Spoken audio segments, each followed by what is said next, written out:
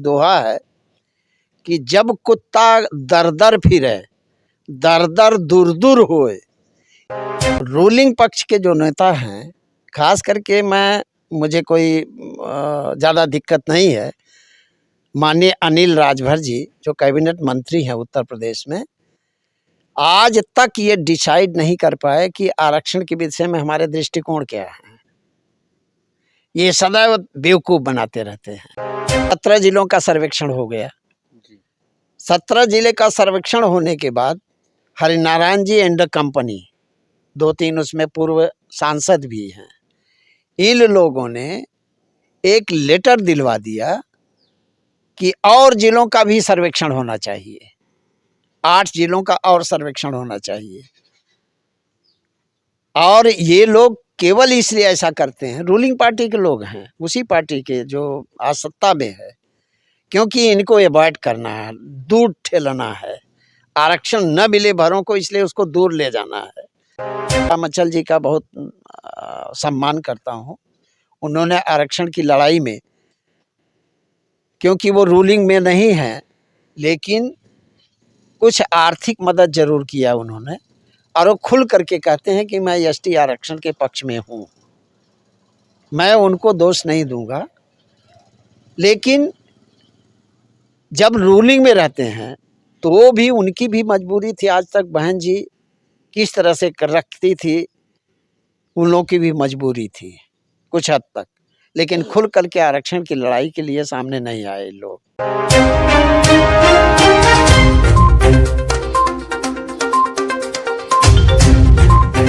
नमस्कार दोस्तों, राजभर एक्सप्रेस में आप लोग का तहे दिल से स्वागत है। इस समय हम फुलेस गांव में हैं, आजमगढ़, और हमारे साथ है राजभर समाज के नवरत्न श्री एम बी राजभर जी हैं।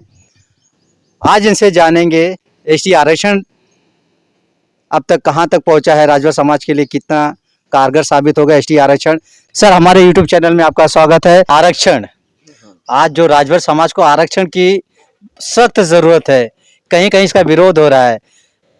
हम जानना चाहेंगे, आरक्षण की लड़ाई समाज लड़ रहा है या समाज के नेता लड़ रहे हैं? बिल्कुल सही प्रश्न किया है आपने, सामयिक प्रश्न किया है। मैं आपको बता दूं कि एक तो रूलिंग पक्ष में हमारे नेता कुछ हैं और दूसरा विपक्ष में है।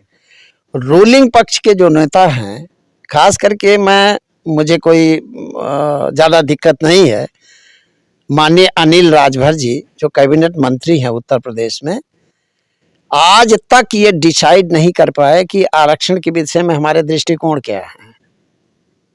ये सदैव बेवकूफ़ बनाते रहते हैं, और कभी कहते हैं हम भागीदारी करेंगे, ये ओबीसी का जो है 3 भाग में बांट करके आरक्षण देंगे। कभी कहते हैं कि एससी का आरक्षण होना चाहिए, कभी कहते हैं एसटी का आरक्षण होना चाहिए। कोई उनका सही दृष्टिकोण आज तक है ही नहीं, और कभी भी स्पष्ट इन्होंने आरक्षण के विषय में किसी मीटिंग में कहीं बोला नहीं। और न तो जब इनका अवसर आता है असेंबली में, तो असेंबली में भी इस पर खुल करके नहीं बोलते हैं। शायद उनकी मजबूरी है, लेकिन हमारे समाज की मजबूरी नहीं है। आपकी मजबूरी हो सकती है कि आप मिनिस्टर बने रहें, हमारे समाज मजबूर नहीं है। हमारा समाज तो अधिकार छीन करके लेगा। आज हैं आप कैबिनेट मंत्री, कल नहीं रह सकते हैं। तो आरक्षण की लड़ाई, और बाकी लोग, हरिनारायण जी हैं मैं बताऊं कि 17 जिलों का सर्वेक्षण हो गया। 17 जिले का सर्वेक्षण होने के बाद हरिनारायण जी एंड कंपनी, 2-3 उसमें पूर्व सांसद भी हैं, इन लोगों ने एक लेटर दिलवा दिया कि और जिलों का भी सर्वेक्षण होना चाहिए, 8 जिलों का और सर्वेक्षण होना चाहिए। और ये लोग केवल इसलिए ऐसा करते हैं, रूलिंग पार्टी के लोग हैं, उसी पार्टी के जो आज सत्ता में है, क्योंकि इनको अवॉइड करना है, दूर ठेलना है। आरक्षण न मिले भरों को, इसलिए उसको दूर ले जाना है। ये लोग इस तरीके का गेम किया। उसमें एक और आदमी है जिन्होंने रूलिंग पार्टी के ही एक मंत्री ने, एक विधायक ने से लेटर दिलवा दिया कि और सर्वेक्षण होना चाहिए 8 जिलों का। दो गोल उसमें बन गई, रूलिंग पार्टी में ही, हमारे नेताओं में, कि नहीं सर्वेक्षण और जिलों का होना चाहिए। बात अटक गई। और जो विरोधी पक्ष के नेता हैं, मैं माननीय रामाचल जी का बहुत सम्मान करता हूं। उन्होंने आरक्षण की लड़ाई में, क्योंकि वो रूलिंग में नहीं है, लेकिन कुछ आर्थिक मदद जरूर किया उन्होंने, और वो खुल करके कहते हैं कि मैं एसटी आरक्षण के पक्ष में हूं। मैं उनको दोष नहीं दूंगा, लेकिन जब रूलिंग में रहते हैं तो भी उनकी भी मजबूरी थी। आज तक बहन जी किस तरह से रखती थी, उन लोगों की भी मजबूरी थी कुछ हद तक, लेकिन खुल करके आरक्षण की लड़ाई के लिए सामने नहीं आए लोग। हाँ, इनडायरेक्ट रूप से जो आर्थिक मदद होती थी, मॉरल सपोर्ट उन्होंने दिया। बाकी और नेता हमारे जो हैं, वो लोग ढुलमुल नीति है उनकी, कोई नीति नहीं है, कोई होमवर्क नहीं है कि करके जाएं वो आरक्षण के विषय में और उस पे खुल करके बोले। तो अभी जो 18 को तारीख थी हाई कोर्ट इलाहाबाद में, 18 तारीख में ये कोर्ट ने डिसाइड कर लिया, सरकार ने वहाँ पे लेटर दिया कि हम अब कोई सर्वेक्षण नहीं कराएंगे, हमें 1 महीने का समय दिया जाए ताकि हम समराइज करके एक अच्छी रिपोर्ट बना करके केंद्र सरकार को हम यहाँ से भेजें संस्तुति के साथ में। ये बहुत सुखद बात है कि उन लोगों की नहीं चली और जिलों का सर्वेक्षण करने की बात नहीं मानी गई।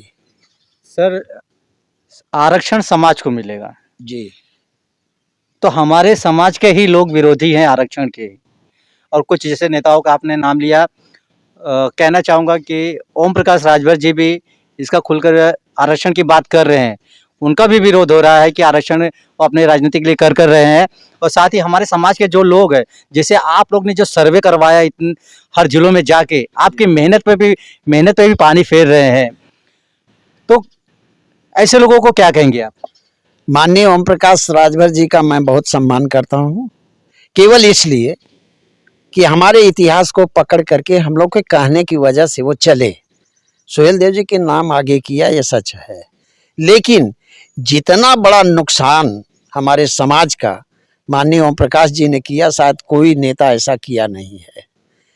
पहली बात तो ये है कि एक बार ये भी वर्गीकरण की बात करते हैं ओबीसी की, दूसरी जगह एसटी का लेटर भी इन्होंने दिया है, तो इनकी भी ढुलमुल नीति है। और ढुलमुल इसलिए है कि इनकी कोई पार्टी डिसाइड नहीं है, अपनी तो पार्टी बनाया है, लेकिन दूसरे का दामन फटाफट जैसे बंदर गुलाटी मारता है, उसी तरह से ये गुलाटी मारते रहे। ये तो कहते हैं भर बानर हैं हम, तो वही बानर की गुलाटी मारते रहते हैं।